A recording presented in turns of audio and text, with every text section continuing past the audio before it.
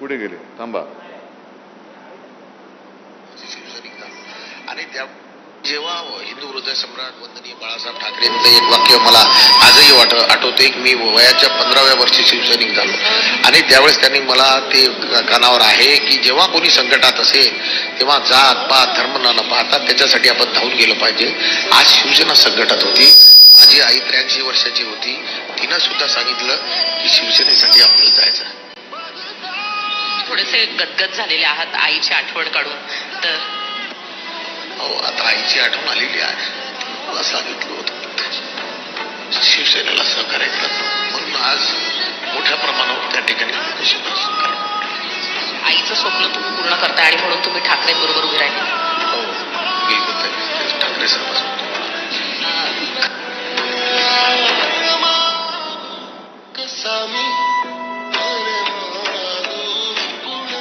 हे ऐकायला आलं का तुम्हाला?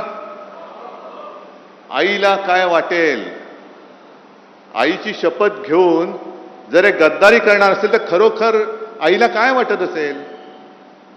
आणि चूक आपल्या सगळ्यांची झाली, विशेषतः माझी झाली. आईची शपथ घेतल्यानंतर ह्यांनी पूर्वी एकदा आपल्याशी गद्दारी केली होतीच, तरी परत आले. आणि परत आल्यानंतर तुम्ही आता या टेपमध्ये ऐकलं असेल की जेव्हा कोणी संकटात, अरे एवढे शिवसैनिक असताना शिवसेनेवरती संकट येऊच शकत नाही, तुझी काळजी कर, माझी करू नकोस, माझी करू नकोस. आजपर्यंत एकदा झालं ना, शिवसेना संपली, पक्ष चोरला, चिन्ह चोरला, तरी ठाकरे उभा आहे. मग आमदार फोडल्यानंतर शिवसेना संपली होती, तर तुमच्या विरोधात नाकावर टिचून या सर्व तमाम जनतेने 9 खासदार आपल्या हक्काची मशालीवरती निवडून आणले होते. ती फोडण्याची वेळ का आली? त्यावेळेला आपल्याला चिडवलं जात होतं, तुमचे 18 खासदार मोदींच्या चेहऱ्यावर निवडून आले, मोदींच्या चेहऱ्यावर निवडून आले. अरे मोदींच्या समोर देशात लाट असताना माझ्या या शिवरायाच्या महाराष्ट्राने मोदींच्या भाजपला आडवा करून त्यांच्या छाताडावरती हक्काचे शिवसेनेचे आणि महाविकास आघाडीचे 31 खासदार बसवले होते. कुठे गेली ती मोदींची लाट? आणि विकास निधी जे काय बोंबलत आहेत, एकूण 2 वर्षामध्ये लोकसभेमध्ये हे किती वेळा हजर होते? काय आंदोलन म्हणून काय केली त्यांनी? जे आंदोलन आपण केली, शेतकऱ्याला कर्जमुक्त, मी काय उपकार नाही केले, पण एक अनपेक्षितपणाने मुख्यमंत्री पदाची जबाबदारी मला स्वीकारावी लागली. कोणीही मागितली नव्हती, पण मी माझं कर्तव्य मानलं की आपला हा अन्नदाता आहे. सगळेजण म्हणतात मी शेतकऱ्याचा मुलगा आहे, मी शेतकऱ्याचा मुलगा आहे. अरे मग मुलगा असशील तर शेतकऱ्याच्या मुलाच्या निष्ठेला जाग ना तू, का शेतकऱ्याची गद्दारी करतोयस? पण कोणी न मागता मी माझं कर्तव्य म्हणून जे काय करता येणं शक्य होतं, 2 लाखापर्यंतची पीक कर्जाची जी काय एक रक्कम होती ती त्यातनं मी मुक्त केलं होतं. शेतकऱ्याला मिळाली होती की नव्हती एवढं मला सांगा. काय त्रास झाला होता? नाव काय, अमुक काय, तमुक काय, हे काय, जन्म कधी झाला, जन्म झाला की नाही झाला? अरे समोर उभा आहे तरी विचारतो जन्म झाला की नाही झाला? यांची फसवणूक करण्याची जी काय वृत्ती आहे ही सगळी गद्दार वृत्ती आहे. म्हणजे आता मी मध्यंतरी वाचलं, तुम्ही पण वाचलं असाल, आता आपल्याकडे ते SIR सुरू होत आहे. रेशन कार्ड, आधार कार्ड, पॅन कार्ड, आता पासपोर्ट, हे तुमचं भारतीय नागरिकत्वाचा दाखला धरला जाणार नाही. मग काय करणार? भाजपचं सदस्यत्व एवढंच तुम्ही धरणार? आम्ही नाही आहोत भाजपचं सदस्य, कारण हा भारतीय जनता पक्ष नाहीच आहे.